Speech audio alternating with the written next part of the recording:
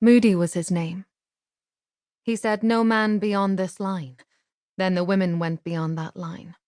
I saw that these 4 ladies, with whose safety I considered myself entrusted, went beyond that line to get amidships on this deck, which was A deck. Then I saw Mr. Strauss and Mrs. Strauss, of whom I had seen a great deal during the voyage. I had heard them discussing that if they were going to die, they would die together.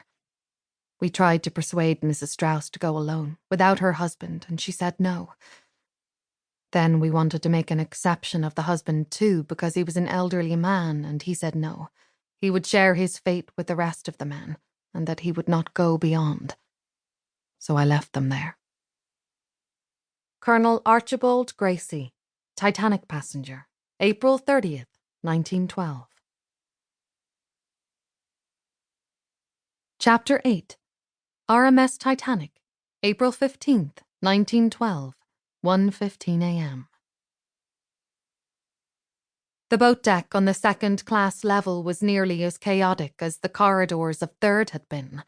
Jostling, bumping, shoving, bruising, and that was only as Kate and the others emerged onto the deck itself.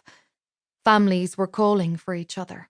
Children were crying, and barely audible over the sounds of all that were the shouted orders of the officers and crew. "Women and children only," one of the officers bellowed. "Get back now, I said women and children only." "Oh, thank God," Kate breathed. "There are boats left." "But how many?" Julia asked no one in particular as they moved farther out onto the boat deck.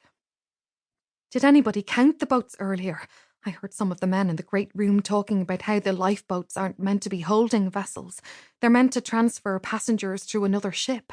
There cannot be enough of them for this. Not for all of us." "Does it matter?" Mary Mack replied, quickening her pace.